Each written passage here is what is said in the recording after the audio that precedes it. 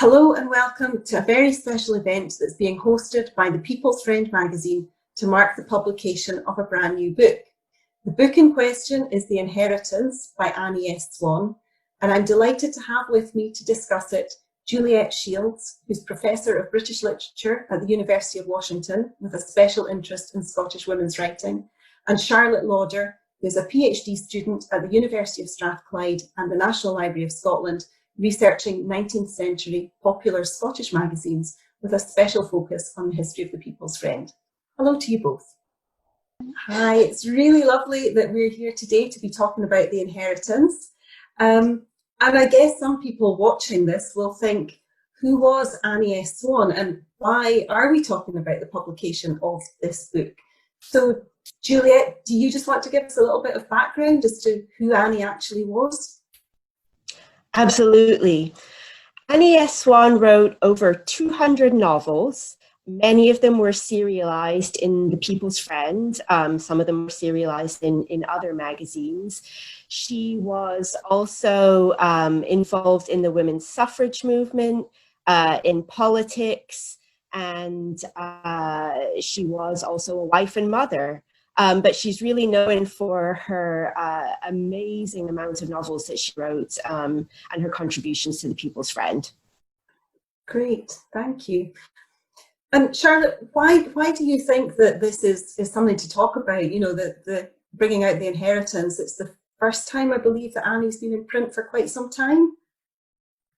Yeah, I think you're right, Angela. I think the reason that Annie is so synonymous with the People's Friend is because she was one of their best loved exclusive writers. And I don't really think in the history of print media and magazines, particularly in Scotland, that there's an author that has such a strong association as Annie does and did with the People's Friend. And I think the reason why it's a great time to reissue her is it's been some time, like you say, that she's been in print. But I think more broadly, Scottish women's writing and Scottish literature always needs to be looked at and reassessed and reinvestigated. And Annie Swan is one of those kind of enigmas. You think that she's one thing, but actually there's a lot underneath her. And I think it's right that we should look at her again in the context of Scottish magazines and Scottish literature and even just Scottish history. So I think it's right to bring her back into that context. Great, yes. So she was born on July the 8th, 1859. So that's why we're talking about her now, isn't it? Because it's just a few days until what would have been her birthday. And she kept writing right up until her death until 1943, which was a huge, lengthy career to have. And for all of that time, she wrote for the People's Friend. I do know that. And I do know as well that when I joined the staff of the People's Friend, which is in the mid-1990s, Annie was still being talked about by some of the more long-serving staff members then who didn't remember her themselves because obviously it was 1943 when she stopped writing, but she was still held in great esteem by the staff of the magazine. And there was this hushed reverence when people would talk about her, you know, that she was one of these legendary authors of the past. So she was totally synonymous with the magazine, certainly as far as the staff were concerned, and I know the readers too. But how did you both come to know about her? Charlotte, when did you become aware of Annie? Do you know, I don't know, actually. I was thinking back when or where I might have heard about her, but I think, like you say, Annie S. Swan, it is quite a recognisable name. And I think as somebody who has always been interested in Scottish history and, you know, is now researching it, I think I've always just recognised that name.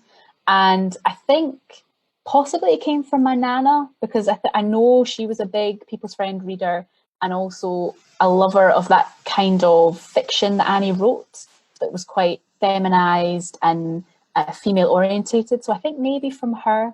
But like you say, it's just she's so synonymous with the Friend that I think it's hard to not know about her, actually. Juliet, when did you first come across Annie? Can you remember? She's been quite a big part of your studies over the years. She has, but it was probably only within the last 10 years that I really started to learn about her. I knew her name, but I didn't really know any of her novels, didn't know what she did. And I was, as Charlotte said, we don't know still a lot about 19th century Scottish women writers. And I was wondering, there's so many 19th century English women writers that we hear about. Where were all the Scots? Surely there must have been some of them. So I started looking, and Annie was one who really came to the top because she wrote so prolifically and so well. And I remember the first novel that I read by her was called The Guinea Stamp, which is an allusion to Robert Burns' A Man's a Man for All That. And I downloaded it from Google Books onto my Kindle, which was the only way I could get a copy because it was out of print, right? And I just fell in love with it. And since then, I've been reading her novels whenever I can. So, I mean, you've said we know lots about English women authors who were writing at this time, but not about Scottish women authors. But in more general terms, who were Annie's contemporaries in the world of literature, do you think, Juliet? Well, in Scotland, her contemporaries were James Barrie, Ian McLaren, the so-called Kailyard writers, George MacDonald, Margaret Oliphant, and they all wrote for magazines too. She did have contemporaries at the People's Friend more specifically that Charlotte has come across in her research and knows a lot about. But she also was the lead writer of a magazine called The Woman at Home, Annie S. Swan's magazine. And through that, she became connected with writers all over Britain and the United States. So she really was at the center of a kind of literary network that involved people like Marie Corelli, E. Nesbit, who we mostly know as a children's writer, William Robertson Nicoll. She was very, very well connected. She mixed with quite a lot of these authors who we would consider as big names, didn't she, Charlotte? Yes, she did. And I think, which Juliet has just spoken about, and I think maybe to add to that, in the context of The People's Friend, Annie comes on board as one of the exclusive writers at a time when the magazine is sort of transitioning into its guise, which I suppose it still has, as a women's magazine. And it is in the 1880s that we see a lot more women filling the pages of The People's Friend, maybe at least 10 of which I don't think scholars have ever really appreciated. And I don't even think probably members of the public or avid readers of that era of Scottish literature would know the names of. I think one contemporary that she was quite close with perhaps was Anna Buchan, who is the sister of John Buchan. And Anna wrote under the pseudonym O. Douglas. And I think the two of them, by the 1930s, were kind of, well, they were both alive and they were both the stalwarts of that era of 19th century Scottish women writers who found a home in The People's Friend and also were able to publish their own novels and their poetry. So there was a real mix of them, I would say, between the 1880s and the 1920s. And then I think Annie Swan is kind of one of the last around in that 1930s, 1940s period, when she's very much a kind of one of the old guard, really, of the Victorian era in Scotland. Great. And do you think her writing has stood up well in comparison to other writers of her time? Because a lot of these writers that we've mentioned are remembered to a much greater extent than Annie. And I just wonder, how does she compare? Is she as good a writer maybe as some of them? Or, is there a reason why she might have slipped out of public consciousness in a way that some others like J.M. Barrie did not? I think... Hi, and cat fly past. I think perhaps one of the reasons why Annie's not as well known as some of the bigger names, particularly J.M. Barrie, is because she was kind of painted with a brush and put into a box maybe that was labelled women's fiction or romantic fiction. And then probably even, which still exists today, the label of the Kailyard, which was a movement in Scottish literature in the 1890s, really, that kind of portrayed Scotland in quite a rural and idyllic pastoral setting, where maybe it took place within a village or a certain sort of familiar characters, where nothing really bad ever happened. So I think she was perhaps pigeonholed amongst those authors who are not very well, they're not revered in the canon of Scottish literature. But as Juliet has spent a lot of time working on, we need to look again at those women and authors that were associated with the Kailyard, a lot of which were printed in the People's Friend. And we need to look at them again and pick out some of the themes that are in those novels, and sort of try to understand why people in Scotland really liked them and bought them a lot. And perhaps that way we might come to know Annie Swan a little bit better and bring her back into the fold of the public, really. It's an interesting term, isn't it? Kailyard school Juliet. It's quite used quite dismissively sometimes. Yes, it is used dismissively, and I would agree with Charlotte's assessment as to why Annie has fallen out of public consciousness. As to the question of how her writing stands up, one thing that really impresses me about her writing is when you compare it to her contemporaries who wrote for the same audience, which to Annie's mind were working class women. She really wanted to write for working women. So for women who were working in the mills in Dundee or in factories in Glasgow, she saw those as her kind of primary audience. A lot of the writing that was directed at those women was either very preachy and sort of telling you how to live your life properly, or else it was really sensational. So it was full of shipwrecks and bigamy and children switched at birth and whatnot. And Annie had the ability to just hit this kind of sweet spot where it wasn't dramatically sensational. Her stories feel like real life. But she also wasn't preachy and heavy-handed and telling women, here's what you should be doing, here's what you shouldn't be doing. So I think that her readers really felt that they had a friend in her. They had someone who understood them. And this is perhaps why she got such an immense amount of correspondence that she tried to answer and so build up that rapport with her audience. But then publishing for magazines, as you know, magazines are ephemeral, and one issue replaces another. So they don't necessarily get preserved and cherished the way books might. And so publishing serially was an advantage for her because it did allow her to connect with her audience on a regular basis. But there was also the disadvantage of not kind of being preserved in book form the way some of her contemporaries were. Yeah. She was quite radical as well, wasn't she, for her times? As you know, you've mentioned that she was writing for magazines which were ephemeral, but they were also a very commercial way of making your money from writing. And it was quite unusual because she was a working married woman. I believe that she was the one who worked while her husband went through medical school. She paid the bills. So for the time, that was quite radical in itself. I found a quote from Virginia Woolf about another female author from this period, Margaret Oliphant, and it's really quite extraordinary.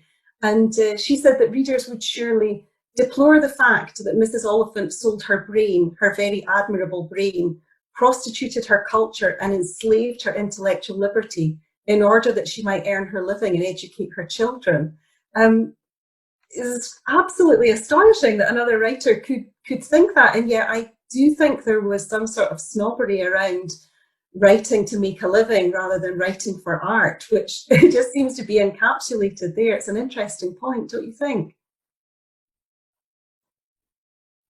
Absolutely. Yeah, that's a pretty horrifying quotation.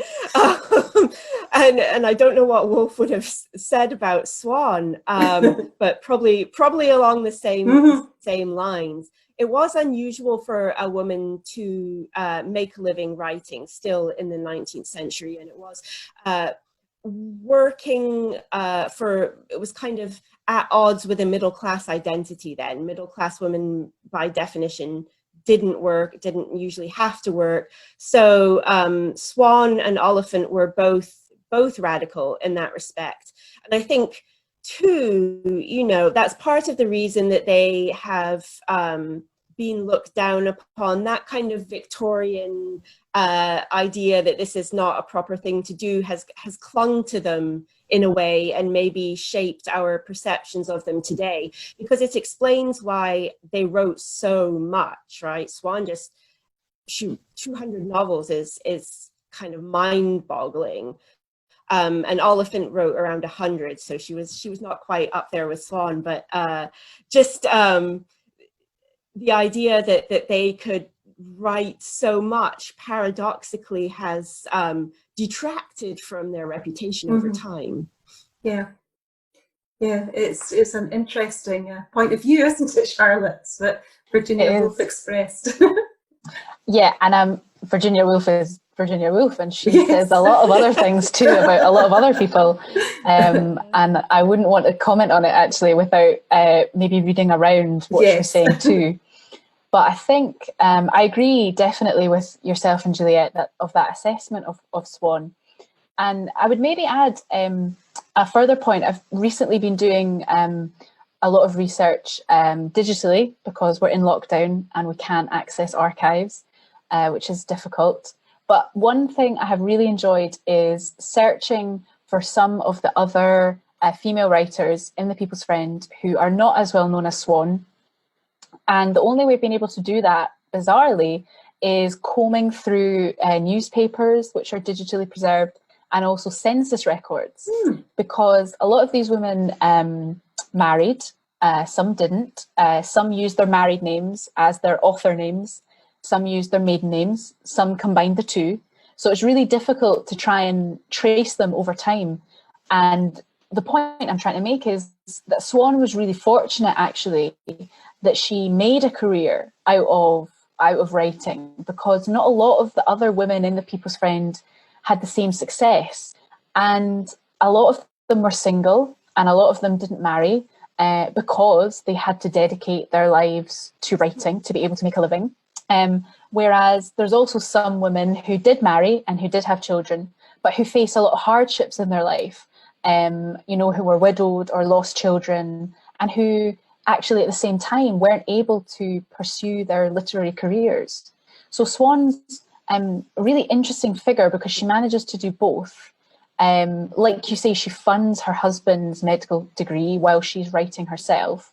And that's not the case for a lot of women in the 19th century who Swan would have known, and who maybe Swan corresponded with, or even saw at functions. So there's a different kind of writer alongside Swan in The People's Friend who wasn't as lucky and wasn't able to make as much of a career as she did. Yeah, she was really quite a woman, wasn't she? Because as well as being this hugely prolific writer who had over 200 novels to her name, she was also quite politically active too, wasn't she? And I know this is something you'd be looking at, Charlotte. Yes. So Swan, in 1922, in the general election for the UK, Swan stands as the Liberal candidate for Maryhill, the Maryhill constituency in Glasgow. She doesn't win, but even just that standing and running for that election proves that she was politically engaged, and that she was aware of the politics of her era. And politics, particularly the Liberal Party, goes hand in hand with The People's Friend, because the original owner of The People's Friend, John Laing, was himself a Liberal MP. Most of his employees were Liberal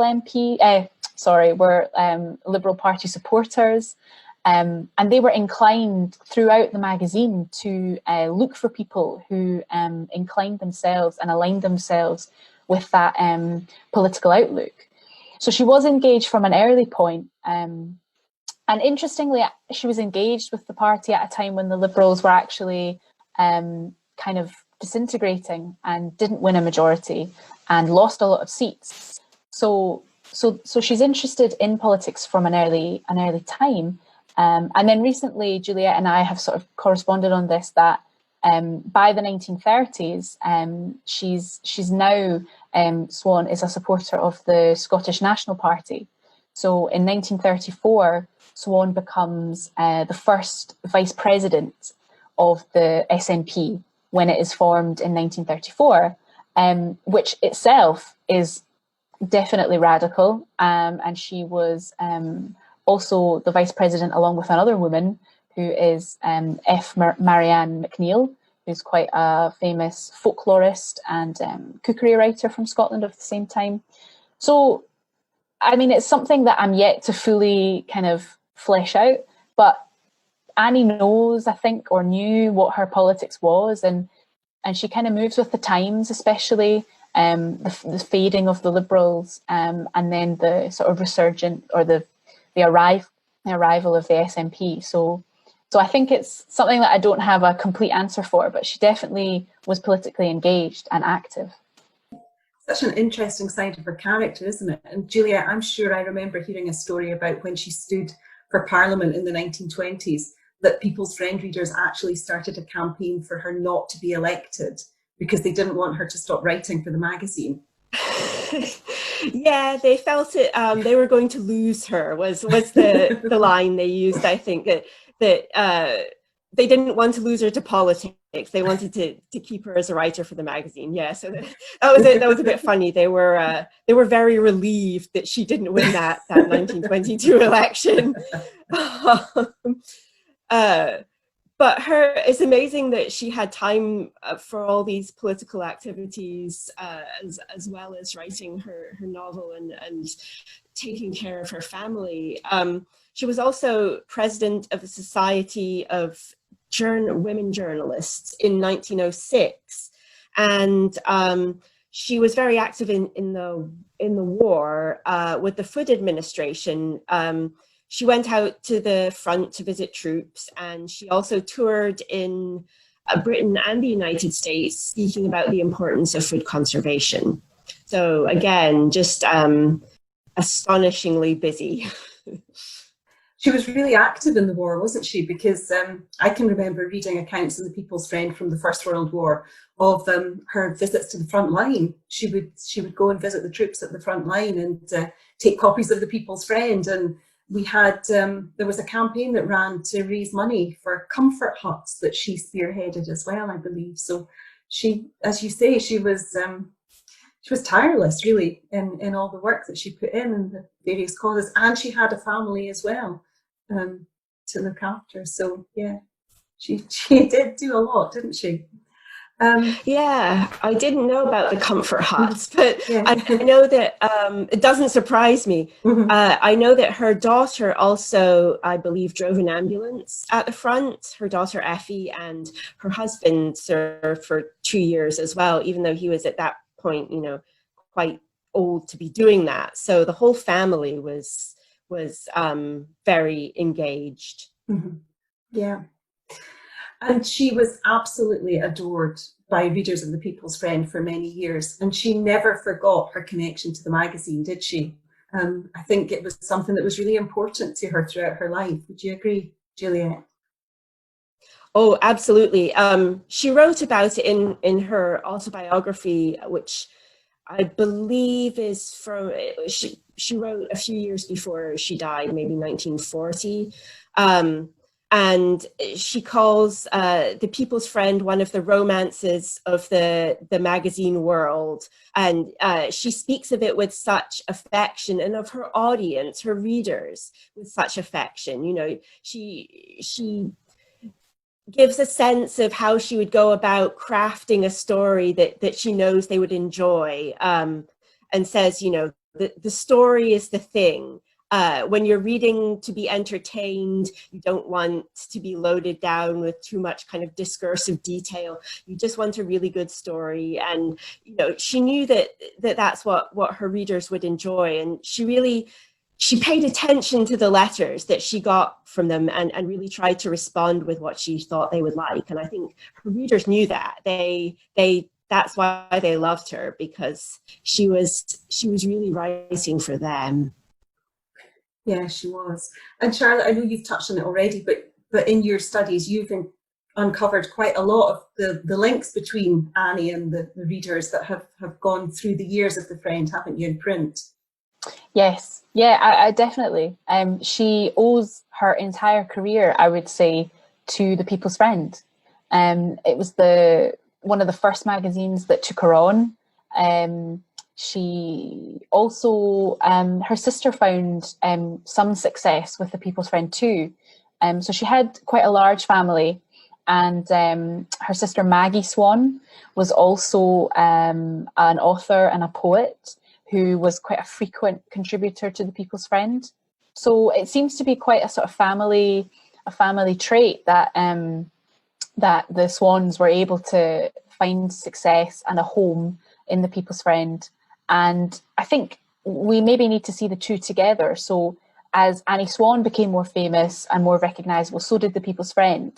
And I think the two are quite sort of symbiotic in their rise. And obviously people still know The People's Friend today, but Annie less so. So I think she owes a lot to The People's Friend. And I think The People's Friend also owes a lot to her, because she definitely raised the profile of the magazine and was then able to kind of recommend it to other aspiring writers, maybe one of which we can see is her sister Maggie. Yeah, I think, you know, the three of us have spoken before about this, haven't we, that she was one of the first celebrity authors, certainly for The People's Friend, if not the wider magazine world. And yet, in spite of all of that, she really very quickly slipped out of public awareness once she had passed away. We've sort of touched on that already, but do you think there was anything else going on there that, you know, she has slipped out of awareness so quickly and has lain forgotten for so long, Juliet? Well, I would agree with Charlotte that a lot of it has to do with kind of the status of women writers in general, not being remembered in the same terms as their male contemporaries, who tended to get lionized and get more attention over the long run. So it's interesting that she is kind of the tip of an iceberg of women who have yet to be uncovered, and that Charlotte has been doing such great work to uncover. So gender would have a lot to do with it, and the medium in which she published. But I don't know. Do you think there are other reasons, Charlotte? I totally agree with the fascination with male Scottish writers and not female Scottish writers. And I think like a classic example of that from the 20th century is the recognition that we give Edwin Muir and not Willa Muir, his wife. So that's quite a classic example. And I know that there are people doing PhDs now on Willa Muir, which is great. And I think as well, the reputation that Annie acquired as a female writer, as somebody who wrote romantic fiction that was also associated with the Kailyard, I think it took a really long time for her to shake that kind of association, and it still goes on today. And we can probably put that into context of the time, because, you know, the 1920s and the 1930s, we see the rise of the Scottish Renaissance, and we see a determined backlash against fiction that is associated with the Kailyard. So Hugh McDermid was not a fan of The People's Friend and definitely wasn't a fan of Annie Swan. So I think the kind of the literary taste perhaps changed at the wrong time, really, because we know much more about those authors like Lewis Grassic Gibbon and Hugh McDermid and Neil Gunn. We know a lot more about them, also men. So I would say that there's more reputational damage that we need to unpick and kind of pull back to be able to give Swan, some kind of rite of passage, to be able to say, well, actually, even though the literature was considered not that great, we always should give authors reassessment and revision. And there's definitely a lot of attention on that now. And I would say that I hope that continues so that Swan can come back into print perhaps more regularly, and that we could find out more about her, because, we don't know enough really about all the fixings of her life. Juliet, there was one remark that you made, and you've been kind enough to write a really lovely introduction to The Inheritance for us. And in that, there's a comment that you make about the jute workers in Dundee, because The Inheritance is all about the jute trade in Dundee. And I just thought it was so lovely, because you said that every week in The People's Friend, when the new instalment was published, it was read just as avidly by the mill workers as by the mill owners' daughters. And I thought that was a really lovely way of expressing how she almost cut across the class divide in lots of ways, didn't she? And she just got to the heart of what women wanted to read. And possibly that too is why she has been forgotten, because what women wanted to read was seen as somehow not that important. And yet I just love that thought that the ladies of the gentry and the mill girls alike would all be waiting avidly for the same instalment. Yes, yeah. And that's so particularly pertinent to The Inheritance, as you point out, because it is set in Dundee, and it is very much the world in which The People's Friend was made at that time.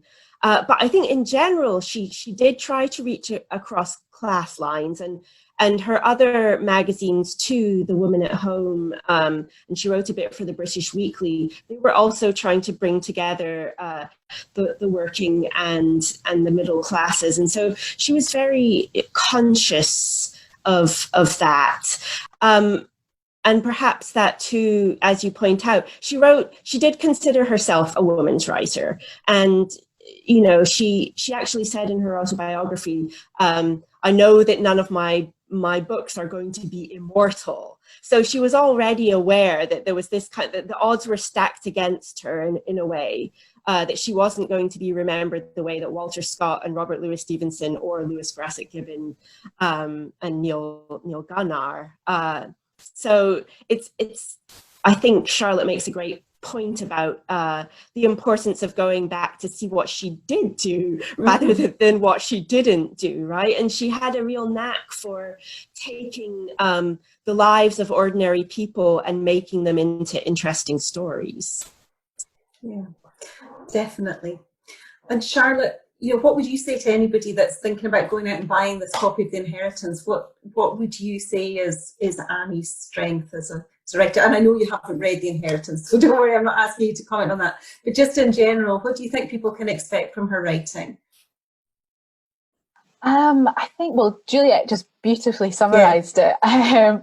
It's she centres the stories in humble lives and in recognisably Scottish locations, and amongst maybe stereotypically Scottish people, but amongst kind of characters and elements of personality that many Scottish people would be familiar with.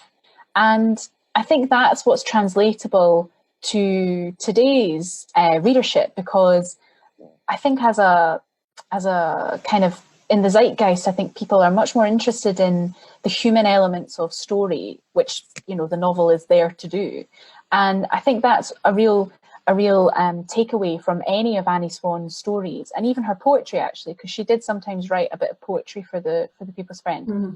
I think it's all about the human voice and the relatability of the average person, really. Fantastic. Well, thank you both so much. It's been absolutely wonderful talking to you today and chatting about Annie. Is there anything else that you would like to add before we finish up? just that everybody should read The Inheritance. It's a wonderful novel, and it's so amazing to have it back in print and not have to download it from Google Books. And it looks beautiful too, doesn't it? It's got its lovely and classic book jacket too. Yeah, well, it's been a real pleasure talking to you both. Thank you so much. And I hope everybody's enjoyed this. And if you want to buy The Inheritance, it is available to buy now from the DC Thomson shop. Thank you both.